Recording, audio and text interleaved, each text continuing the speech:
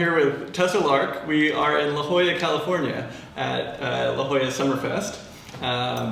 We played Smetana Quartet last night. Oh, did we? Oh, it was so fun. Wonderful experience. Yeah.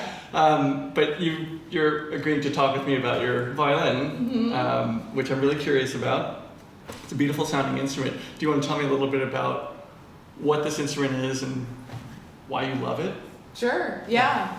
It's a Maggini, and it's on loan to me from the Stradivari Society of Chicago.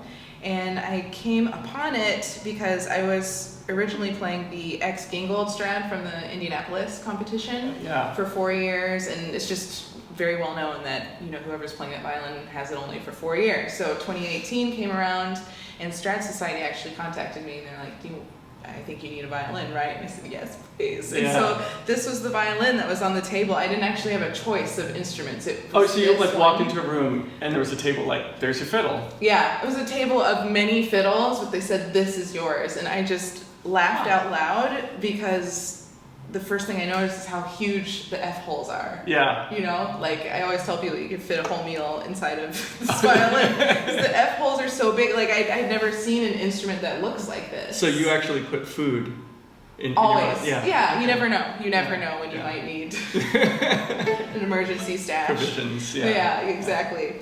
And I picked it up and started playing, and I fell in love with it right away. There are very few instruments that I feel that way about immediately, especially after having played an instrument for 4 years. You just get used to a sound underneath your ear. You know, whether you like it or not, you're just familiar with it. But this violin, the moment I started playing it, I loved how it felt to play. I loved how it sounded underneath my ear, and it's just super lucky that this happened to be the violin that they were going to let me use. So that's been, that was in 2018, and I've been playing it since then. Do you know what year it is? They say 1600, there's no date. 1600. Yeah, just 1600. So this is a great granddaddy of violins. one of the earliest violins out there.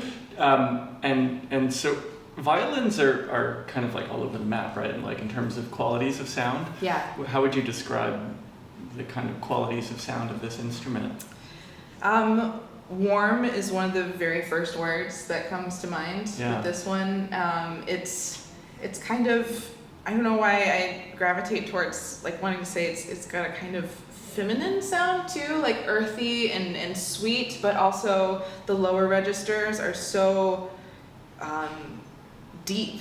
And I think that's the thing I love the most about this violin, is that it has a breadth to the lower registers that I really love. I'm not a total lover of the E string and high brilliant sounds in general, which should have been violist, I guess. Yeah, let me explain to you about the C string. So jealous. And so I feel like this violin errs on that side of darker, warmer tones. So it could be oil and oil, both of us together, but it's just I don't know, it feels like a dream to have a violin that is so warm in that way. But it's still, it resonates and projects enough in a hall too. How has this violin changed you? If it has changed you. Yeah. Or playing your expectations or... Yeah, if I'm completely honest with you, I so loved my years with the X Gingold violin. When I started playing this violin, I just noticed that I just wanted to practice more. I wanted to play more, and I realized that as amazing as the X Gingold is, there was just something about it that didn't quite click for me over the years, even though it is a glorious sounding instrument, has a beautiful history. But this inspires me to no end, and I'm excited to get it out, and I'm excited to play it. And so in that way, it's just changed my relationship with playing the violin. I don't know, I just didn't expect that from having a violin, but it's just really a match, and I look forward to seeing it and hanging every day. You know? So it's a treat to open up the case. It really is. And to play the instrument. And it's I was talking to my fiance about this today, that I feel like this violin to me, because it has its quirks and its limits, but I just don't care because it checks all the boxes that I want and need from a violin. So I feel like this violin to me is kind of like a rescue pet or something that has a quirk because of, you know, what it's been through. And so it might be like a weird dog, but you just love it so deeply kind of because of its quirks. Do you know what I mean? So your violin is like a dog. It's like a rescue dog. Like a rescue dog. That's how it sounds. Yeah, that's the first word that came to mind when I played it was rescue dog. Yeah. Well, that's a beautiful story. Do you? Thanks. Thanks, man.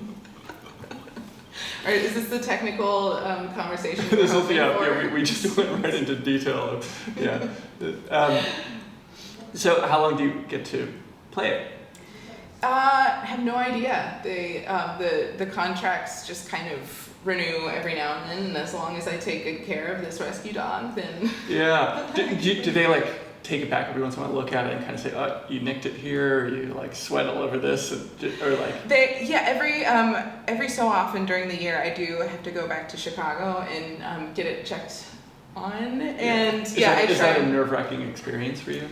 It sort of is. I'm getting... But, you know, there are all these expensive habits that some of us have, and like if I'm playing in particular like the Ravel Blues Sonata or something where I'm doing a lot of strumming and there are little marks that get here, I'm like, but usually it's okay because this thing, I mean, it was made in 1600 and like look at it, these things are so like built to last, and it's probably better taken care of now than it was in 1600 when it was like, you know, carried in a burlap sack in like 90-degree humid weather in Brescia. So I try. It's nerve-wracking, but I do love to live with the instruments. So I try not to worry too much as I'm playing, you know, about that aspect of it. But then of course it's nice. I love actually that it is a requirement to get it checked up on every few years because it just like it keeps it in beautiful condition. Right. And I feel like when you treat an instrument well like that consistently, then it gives back to you. Right. And just because you know this instrument very well now, are there things that you see visually when you look at the instrument, like kind of quirks that you kind of appreciate, or are there any like little oddities about this instrument? Well, the F holes was, you know, the first thing I mentioned, and that's definitely because they were still figuring it out back then, right? Because it wasn't like we didn't really have such a standardized model yet. Violins weren't so prolific. Exactly. Yeah, and just a handful in the world. Right. Really. Yeah. And then Del Gesù and Strat, I think they modeled a lot of their patterns off of Maggini's too, because he was like one of the first that was really. But about 100 years later, right? Yes. Yeah. Which is crazy. Yeah. It's crazy. The other thing is just how thin it is. Yeah, you know? it does have very kind of low ribs. And it has quite a belly up here too, and the fingerboard is really close. So those are the things, like they're the little like birthmarks or whatever everywhere on it. But I think I'm most just struck by the body of the instrument and how peculiar every shape of it is, because like you're saying, it's still trying to figure out the violin, and there's like I feel like it's just very extreme, the difference between one side and the other, the arching on the back. Yeah. Like it's very asymmetrical. Right. And that's beautiful to me also, and it's just fascinating that this thing is from 1600 and the back is just so pristine in many ways. And I love these little the nail holes. Yeah, the nail holes there, and it's just it's fun to look at. And also the side, I don't think some of this wood's not original. Yeah, that often happens, right? Yeah, like but there's this beautiful like sort of wavy look to the wood. Right. That I the figuration on the So those are a few things. It's interesting, like, because we've been playing together all week, and I've heard the instrument, but I'm actually looking at it really for the first time now. It's gorgeous. I love that. It's a buttery varnish. It's so buttery. It looks tasty. Yes. There's a food It's thing because going. there's snacks in there. That's why. Rescue There's- dog, snacks. This is a refrigerator, pantry. Oh my god. This is why I like it. Yeah. Yeah. Oh, I see you got bite marks over there. That's, yeah, exactly. Gnawing sometimes, you know, yeah. It's got a juicy sound. Yeah. You know, meaty, kind of, yeah. Would you mind playing a few notes? Not at all.